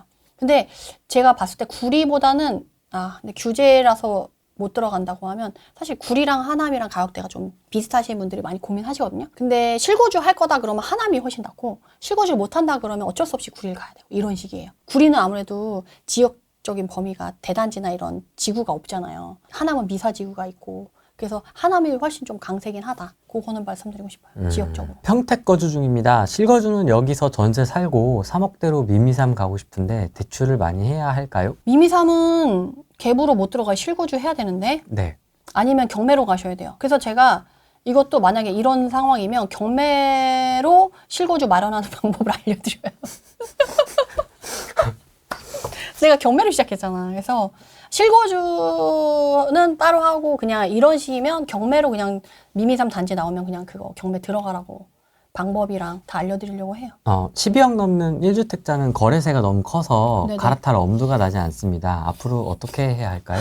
그래서 두 팔 자르고 갈 거냐 그냥 있을 거냐 그 둘 중에 결정은 사실 정답은 없어요. 본인의 성향이랑 본인의 상황이 그런 거지. 근데 제가 생각했을 때 자산의 상승 면에서는 어떤 게 더 유리하다 뭐 이런 거를 추천해 드릴 수는 있지. 근데 아마 갈아타기 못 하시는 분들은 내가 가려고 하는 단지가 가고 있는 걸 가격이 날아가는 걸 보면 씁쓸하고 속이 쓰리시긴 하겠죠. 광명 뉴타운 5구역은 어떻게 보시나요? 5구역이요? 광명 뉴타운은 더 좋게 보고 있어요. 계속 아직도? 계속 좋아질 거고. 근데 문제는 이제 가격이 문제지. 가격을 얼마나 이제 잘 할 거냐. 근데 광명은 지금 괜찮아요. 철산역 자이가 또 날아갈 거기 때문에. 그래서 사실 좀 애매하면은 5억 전후밖에 돈이 없다. 최고로 했을 때 절대가가. 그러면 이제 요새 하안동을 추천드리긴 했어요. 그것도 재건축 이슈가 있기 때문에 그쪽으로 말씀드리는데 네. 약간 10억대 이상으로 절대가를 보고 있다. 그러면 너무 괜찮죠. 근데 다음은 11구역이 지금 분양했으니까 11구역이 다음에 분양할 거거든요. 네. 5구역보다는 차라리 11구역 만약 당첨받으신다고 하면, 당첨된다고 하면 그게 훨씬 낫지. 5구역 피가 붙어 있는 걸 사는 것보다는 11구역을 그냥 분양 받는 게 훨씬 싸지. 서울시 아파트인데요. 자동 말소가 3월 예정입니다. 매도하는 날만 손꼽아 기다리는데 매도하려고 하니까 너무 아깝습니다. 그래도 매도하는 게 맞을까요? 자동 말소 2개. 뭐 실거주는 모르겠어요. 다른 거를 아무것도 안 갖고 있고 자동 말소가 2개 있는데 뭐 세금적으로 크게 문제 없다. 그럼 전 가져갈 것 같아요. 안 팔고. 직장 때문에 서울 서쪽 벗어나기 힘든데 이쪽 상급지는 어디가 좋을까요? 갈아타기입니다. 지금 무조건 양천구 가야 되지 않을까요? 서쪽에서 고른다면? 목동 되게 많이 올랐던데요? 목동 당연히 많이. 내가 그래서 지난번에 101로 627 대책 발표되고 나서 꺾이면 사라고 했었잖아요. 근데 그 전에 5월 달에는 사지 말라고 했었고. 그리고 그때 화내시는 거예요? 내가 오르기 전에 사랑할 때 안 샀으니까 화가 나는 거지. 그럼에도 불구하고 목동은 앞으로 계속 이 왔다 갔다 하면서 갈 거기 때문에 네. 목동은 계속 관심 가지시는 게 좋지 않을까. 그리고 목동이 정 힘들면 신정동까지도. 신정동의 신축들 그리고 역세권 위주로만. 아까 목세나 뜬 거 봤었잖아요. 네. 목세나가 그런 식인 거잖아요, 지금. 목세나 여기 왕관 쓰고 있잖아요. 근데 여기 아델리체랑 이 목세나는 입지가 달라요.